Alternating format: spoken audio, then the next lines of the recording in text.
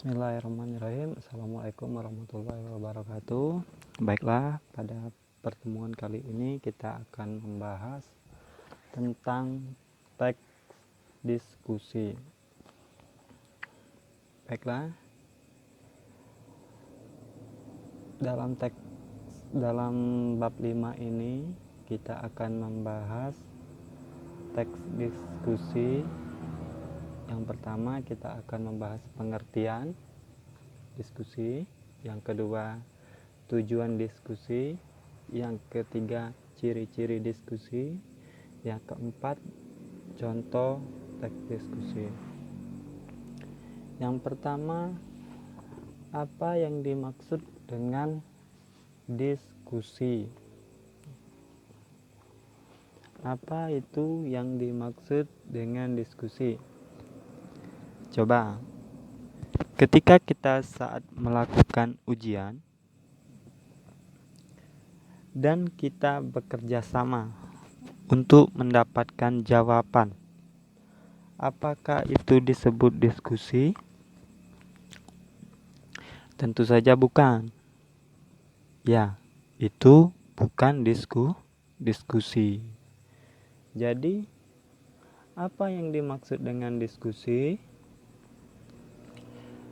Diskusi ialah suatu interaksi komunikasi yang terjalin antara dua pihak, baik individu dan individu. Yang kedua, individu dan kelompok. Yang ketiga, antar kelompok. Inti pengertian dari diskusi yaitu bertukar ide atau gagasan dan pendapat mengenai topik. Itulah pengertian dari diskusi. Lalu selanjutnya teks diskusi. Apa yang dimaksud dengan teks diskusi? Teks diskusi sebuah tulisan yang memberikan dua pendapat yang berbeda, baik pro atau pendukung maupun kontra atau menentang. Itulah yang disebut dengan teks diskusi. Lalu yang selanjutnya kita akan membahas tujuan dari diskusi. Apa yang dimaksud dengan tujuan dari diskusi? Yaitu untuk mencapai kesepakatan atau kesepahaman gagasan atau pendapat dari beberapa pendapat pro dan kontra, sehingga kedua belah pihak dapat menyimpulkan atau memecahkan suatu masalah yang sedang dibahas. Itulah tujuan dari diskusi. Berarti tujuannya itu untuk memecahkan suatu masalah. Lalu yang selanjutnya ciri teks diskusi. Yang pertama ada yang namanya struktur. Struktur itu terdiri dari 3. Yang pertama isu, yang kedua argumen, yang ketiga simpulan. Lalu yang kedua membuat informasi yang bersifat informatif, argumentatif. Apa yang dimaksud dengan informasi argumentatif?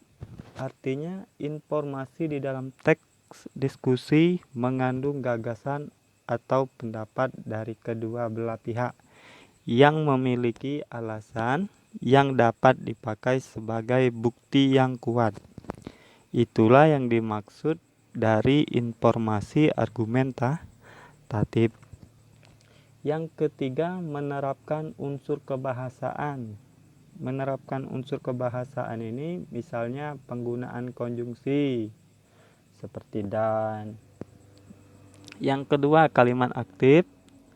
Yang ketiga, kata rujukan. Nanti kita bahas di pertemuan selanjutnya mengenai nomor 3. Lalu yang selanjutnya struktur. Struktur tadi kan ada 3. Ada pendahuluan atau isu. Apa yang dimaksud isu? Isu itu gambaran yang akan dibahas dalam kegiatan diskusi. Isu yang diangkat biasanya harus menimbulkan dua pendapat yang berbeda. agar bisa didiskusikan. Contoh, pemanfaatan internet dalam belajar. Nanti dari kasus tersebut kita akan berpendapat mana yang pro, mana yang kontra. Lalu yang kedua, argumen. Argumen itu ialah pendapat mengenai permasalahan yang sedang dibahas. Jadi kita sesuaikan dengan tema yang sedang dibahas. Misalnya temanya pemanfaatan internet dalam belajar. Yang ketiga, simpulan. Simpulan ialah hasil diskusi. Hasil tersebut sebaiknya solusi yang netral untuk kedua belah pihak. Baiklah, di sini ada contoh model teks diskusi. Di sini membahas tentang daur ulang untuk gaya hidup hijau. Di sini ada pendahuluan. Di sini juga ada gagasan utama beserta buktinya. Di sini isi pendapat yang pro. Ini juga isi pendapat yang pro yang keduanya. Lalu yang ketiga, di sini isi pendapat yang menyatakan kontra. Lalu selanjutnya simpulan. Baiklah, dari penjelasan singkat ini Bapak harap siswa mengerti dari pengertian diskusi, yang kedua tujuan diskusi, yang ketiga ciri dan contoh diskusi.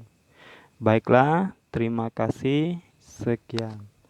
Assalamualaikum warahmatullahi wabarakatuh.